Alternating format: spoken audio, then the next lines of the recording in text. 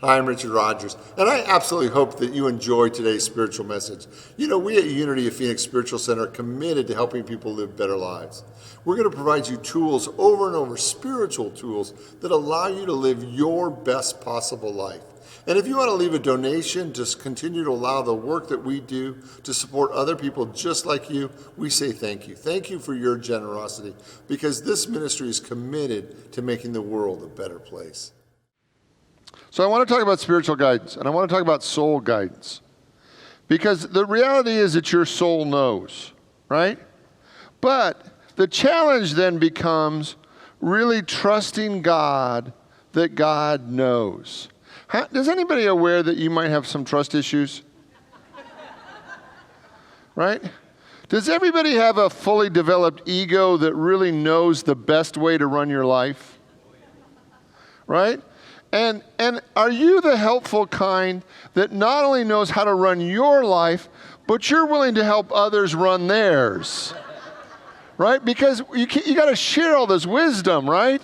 You don't want other people to miss out on the opportunity to be blessed by how wise you are, right?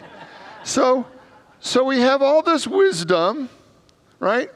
And all that wisdom wants to help us and others. It wants to serve us, right? And it wants to be in charge, right? And we think, well, I go to church, I must be spiritual, right? I mean, can't you see my aura? I fluffed it before I got here today, right?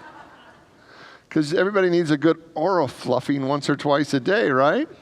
So then this idea is that the way that most of us were taught, that the whole thing was you had to believe in God. How many of you were raised in a religious experience where the focus was over and over again, are you a believer? Right? Right? And what I want you to see is that for most of us, that's kind of an easy step. Right? Because then all you have to do is believe. Oh, I believe God's over there. Right? There is a God. I believe in God. God's somewhere. Right? God's there. But I'm in charge. Right? And I don't tell God how to be God. And I don't really appreciate when God tells me how to be me. Right? Like there's this idea that there's a separate but equal. Right? There's this idea of we're going to kind of differentiate whose role is what. Right? And yet there's this moment in our spiritual growth and our spiritual discernment where we get to the point where we have run into enough walls at full speed when the thought occurs to us, maybe I could surrender. Maybe, just maybe, it's a crazy thought, but maybe I could actually let God be in charge of my life. And then that takes us beyond the 10 scale of vulnerability. Because at that moment, when we just even contemplate really surrendering our life to the presence and power of God, it makes us feel profoundly vulnerable. Right? Like, who would I be? What would it look like? How would I live this if I actually not only just believed in God, but actually let God be in charge, that I would actually wait, that I'd actually pray and listen, and I'd actually do my inner work so that I could actually feel the presence of God guiding me and directing me, and I'd actually put God first in my life. And it literally is a game changer. Right? Because you can believe in God and totally be living your life out of personal ego. Right? And all the while think all these other people are the problem. Right? But there's a point in our spiritual growth and development where we have to actually surrender. We have to actually find out, is there such a thing as grace? Is there a level of flow? Is there a level of good that if I surrender to, could make all the difference in the world? That am I truly having a personal relationship with God where God is guiding me and directing me in everything? And in that moment, everything changes. And I know that for many of us, that's not a one and done decision. Like for some of us, there's areas in our life that we can really trust God and put God first and we listen. And then it comes to our finances or our health or our family. And then it's like, oh, don't. This is the red zone. Right? You don't get to come into this area, God. This is the one where my ego is fully in charge, and you just better back the heck up, right?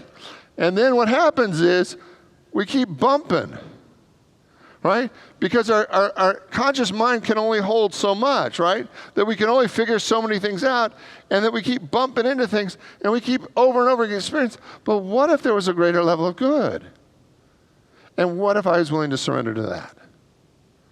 And what if I was willing to surrender that even in the times when I'm just really scared, right? Because it's not just enough to surrender to when it's easy, right? We got to practice surrendering to it when there's a little skin in the game, right? Do you know what I mean by that?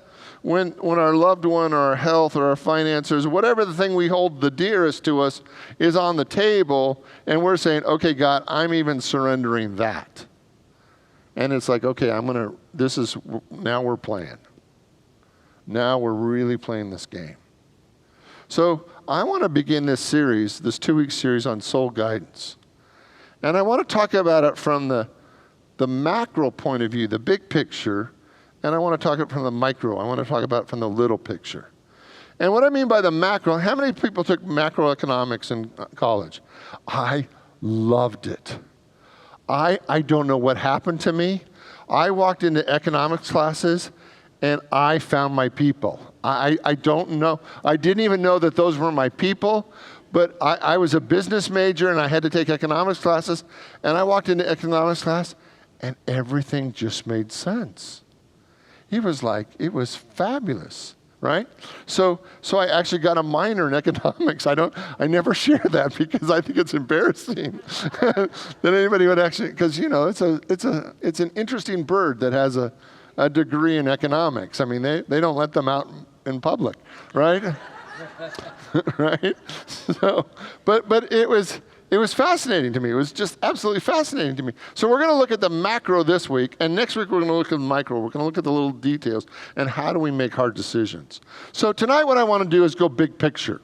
And to go big picture, I want you to really look at, if you had one more big spiritual project to take on in your life, if there's one more thing that spiritually you wanted to get, to own, to have before you left this worldly experience, what would it be? Like if there's one spiritual idea or one spiritual growth step that you want to take in this lifetime with the time that you have left, what would it be? Would you want to profoundly know joy? Like, would you want to know health and healing and just master health and healing? Would you want to master abundance and just absolutely have abundance and know the infinite? Do you want to know love and really feel like you've mastered love and you just love in an unconditional way consistently and it's just fabulous? Is there something that you feel like you're called to create? Because what I know happens sometimes is that people come to church, and every week, Richard and I are giving you a thought, an idea, a teaching. And if we don't have kind of a container to hold it in, it can look a little schizophrenic. Last week I talked to you about, quieting your mind. So now, this week I'm quieting my mind. This week I'm doing forgiveness, right? And it can just look a little weird, right? Because every week we give you another spiritual idea. But if you have something big enough, like a big spiritual project that you're really committed to in your life, then every little piece that we talk about, there's a place that it's big enough that all those little pieces can hang on it neatly, and you say, oh, this is my project. This is my thing. This is the thing I'm working on. I'm really working on knowing abundance. I want to live in the abundance of God. Or I want to know my oneness with God. I want to live in ecstasy. I want to live in profound ecstasy. Oh, yeah, so I got to do my forgiveness work. Or yes, I'm going to set an intention. So whatever the teaching is that week, you have the big, overarching spiritual idea that holds it all together. And that interests me.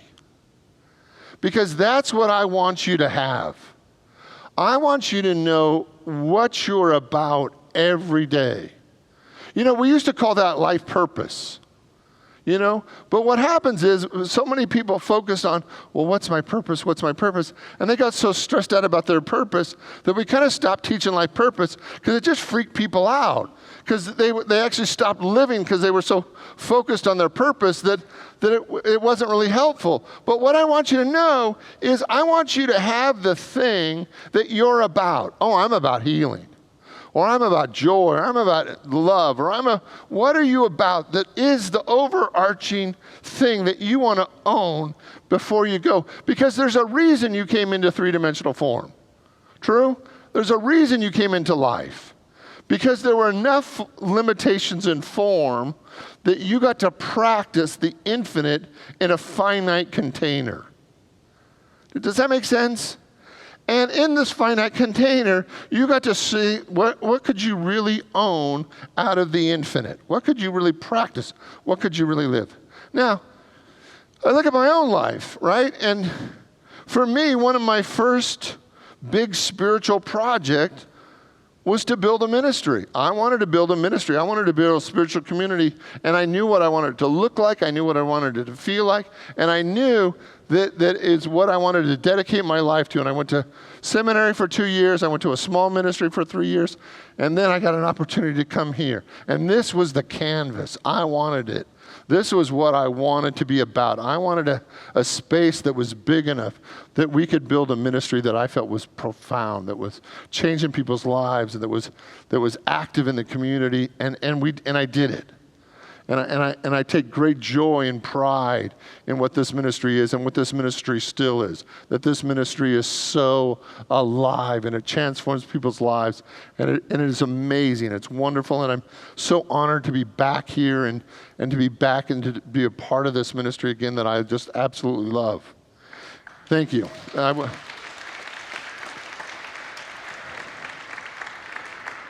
And then the second thing that I really wanted to know and to experience was I wanted to know profound love. And that was so important to me, to know profound love, to be wildly in love, that I was willing to give up everything for it. And that was so important to me, to feel what it felt like to be profoundly loved, really deeply, profoundly loved in a relationship that would heal me and transform me.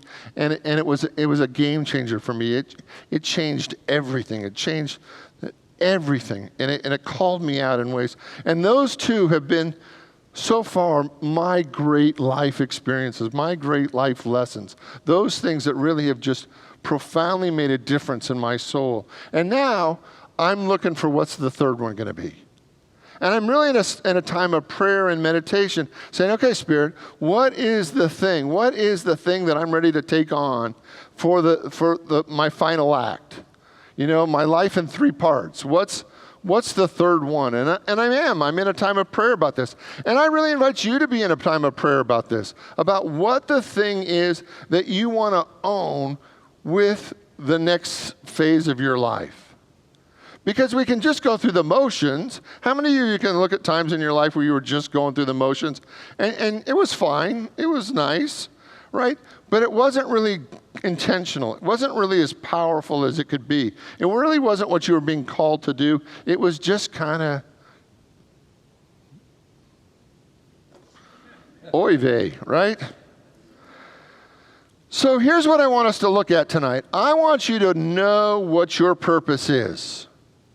And I want you to be willing to trust your soul to lead you to that in a way that's a game changer.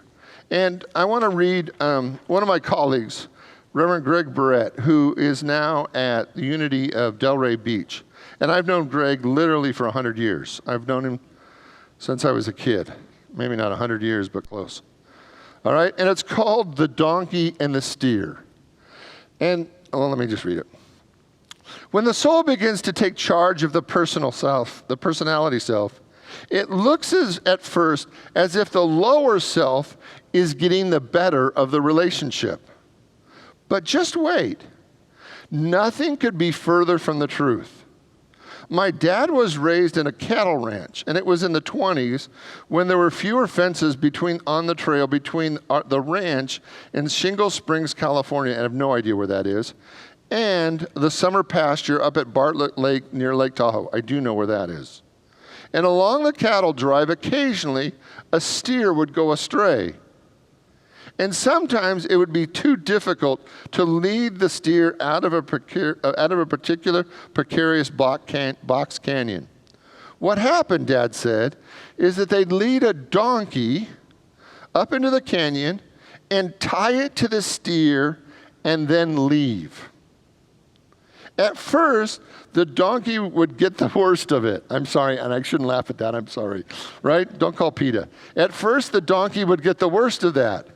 And the steer would thrash his way around, but about 2 or 3 days later, a sorry-looking steer would docilely follow this happy little donkey into camp.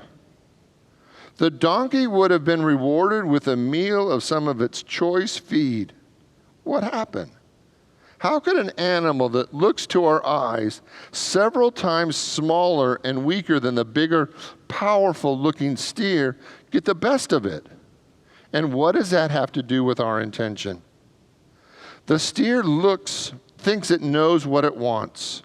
It's like the prodigal son. It sees freedom as wandering all over the far country and eating things that are not good for it. But the donkey knows what it needs, a good meal. And it knows where it can get it, back at the home camp. As the great mystics Keith Richard and Mick Jagger sang, you can't always get what you want. But if you try sometimes, you just might find, say it with me, you get what you need. With each thrashing move, the steer would batter, but not better, the donkey. But the donkey knew where the food was. So he would take one step closer to home, and then another, and another. Your higher self knows what you need and where to find it. All it takes is for you to put it in charge, to tie it to the steer. Let your true nature take control. Your authentic self can handle any situation, any circumstances, even a box canyon, and overcome it by being in charge of your lower nature. Jesus rode into Jerusalem on a little, insignificant donkey. Like the donkey, our higher self always knows where the power is, but it's powerful and it will always lead you home. Okay, so when you're looking at your life right now, are you acting like the donkey or the steer? Right? Because you got to admit it's more fun to be the steer. Isn't it more fun to be the steer? It is more fun to be the steer. You feel big, you feel powerful, you can growl. Not that steers really growl, right? But when you're being the steer, you've got all the mojo. You look tough, you look powerful, you got horns, and people back away, right? The little donkey just knows where home is, right? He's just trucking along, and finally the steer just gives up. And so what I want you to see tonight is there's 5 things I want to talk about that I absolutely believe move us in the direction of a higher, greater life. And the first one is that I want you to really know, I want you to be conscious of what's the most important thing to you now. See, everybody can think of a time in your life where you unconsciously went in the right direction. Right? That Spirit guided you, even though you were unconscious, in the right direction. And we can do our spiritual life like that. We can spend another 6 months or another year, or the rest of our life, being led unconsciously by God. And there's nothing wrong with that. But it's really not the highest and the best. If we really want to move into a level of conscious connection with God, we actually have to become conscious. We have to actually make a decision where we want to go. So if you consciously decide with the rest of your life, what's the most important thing? Do you want to know love? Do you want to know joy? Do you want to know abundance? Do you want to know oneness with God? If you had to pick one thing that you wanted to be conscious about, what would it be?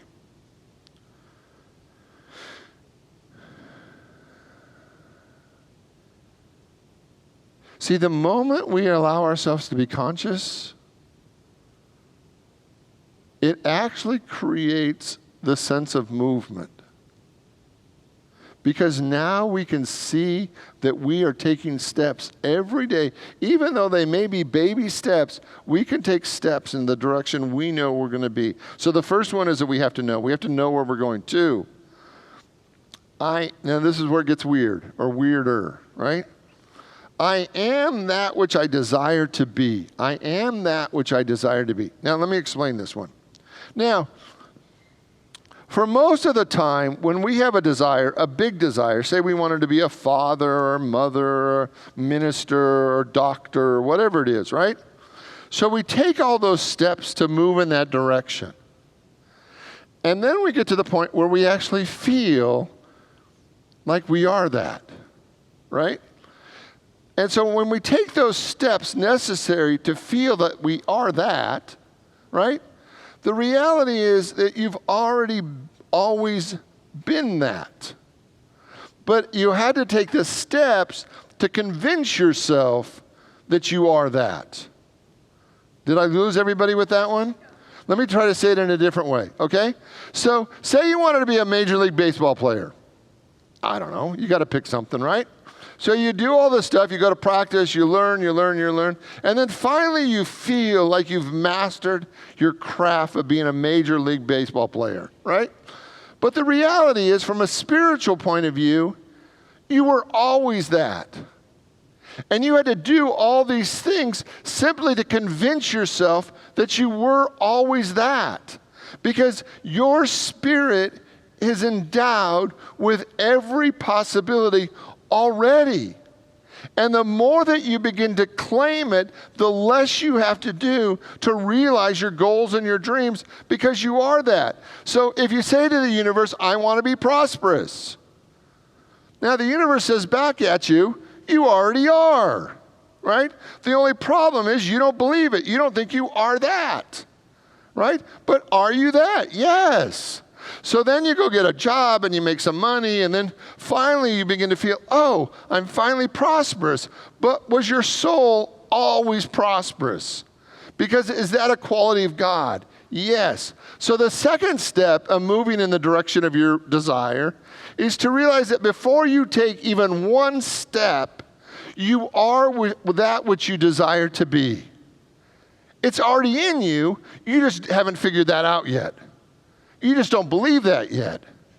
But the more that you begin to believe it, to know it from the beginning, it actually makes fewer steps in the journey, because you realize, oh, I'm it. Will you say that with me? I'm it. One more time. I'm it. One more time. I'm it. Now, if I tell you you have to run around the sanctuary 10 times before you get to believe that you're it, running around 10 times to the sanctuary is not a big deal. It's worth it. But if you don't have to run around the sanctuary 10 times to believe that you're it, that you actually believe that you're it from the beginning, everything gets easier. One more time. I'm it. Whatever it is, I'm already that. I'm it. One more time. I'm it. You're it. You're already created in the image and likeness of God. From the moment God created you, He created you with infinite possibilities. You're it. You're done. You're baked. It's already over. You won, right? But you don't believe that you're one. So we have to take all these steps until we can embody it in consciousness. But in reality, we've always been it. One more time. I'm it. I'm it. Okay. So the first one is you have to become conscious. The second one is that which you desire to be, you already are. 3, you have to take action toward the desire. All right? And the action is only the step that you need to take that day. See, if I'm going to move toward my desire, whatever my desire, no matter how big it is, I'm only going to have to take 1 or 2 steps every day. All the other steps, whose steps are those? Are those my steps or are those God's steps? Those are God's. My step is just to take 1 or 2 steps, but I have to take those 1 or 2 steps knowing that they're actually going to produce the results that I desire. Now, the tricky part of this is the steps that you take will not work the way you think they're going to work. But you have to take the steps anyway. Right? Does that make sense to everybody? So you think, if I'm gonna go buy this lottery ticket. And I'm sure this lottery ticket is my act of opening the storehouse of the infinite resources of God, and it's just going to pour into my life because I bought this lottery ticket. Now, then you may be disappointed that you didn't win, but the act of buying the lottery ticket, the act of faith of actually buying the lottery ticket, is the step you were supposed to take. Now you think, Richard, would God ever guide somebody to buy a lottery ticket? I don't know. I'm not God. Right? But it's those little steps that we have to take every day that we think are going to produce one result, produce a completely different result, and we have to trust that the completely different result is 100% the result that we're supposed to have. Does that make sense? Okay, 4. 4, the more you ask for help, the easier it becomes. So some of us in this room have a challenge with asking for help. Like, we have to do it our way. We have to be in control. We have to be in charge. We have to do it our way. So the 4th step in really moving and trusting your soul is that you actually have to ask for help. That because you have free will, God can only help you when you ask. I want you to hear that. God can only help you to the degree that you ask. And if you want to live in grace, you have to ask for help. Because you have a God-given right to be as miserable as you want to be. God-given, right? You get to be as stuck to the point where it feels permanently stuck. And the moment you say, God, I need help, I need help. The moment heaven and earth begins to move on your behalf. So I need help. Will you say that with me? I need help. Now, does that sound to blasphemy to anybody? Right? That I need help. That I need help. That I need help to know how to get from point A to point B in the easiest possible way. I need help. I need help every day. I need grace. I need peace. I need love. I need help. I need help letting go of the old stories. I need help letting go of the old drama. I'm letting go of all the places where I've felt broken, all the places where I felt wounded. I need help. I need help every day in every way. I need help.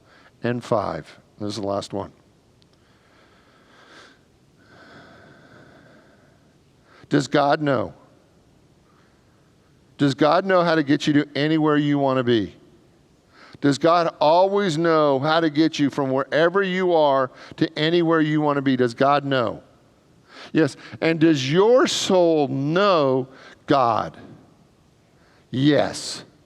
So the still small voice within you is 100% aligned and in tune to the power of God in you. That God and you are one. That wherever you want to go, whatever direction that you want to go, whatever your next project is, no matter how big, no matter how fierce, no matter how wonderful it is, does God know how to get you there? And can your soul always discern the will of God? Yes. So the last one is, you have to ask for help as 4. And the 5th one is, you have to know that God knows. Because do you ever get freaked out that you're not sure that anybody knows? Do you ever get freaked out that you're just scared that you can never get to where you want to go? That the 5th step really requires that we continually come back to the truth that God knows. And my soul knows God. And your soul knows God. And that whatever project, whatever thing that you want to take on for your life, God knows.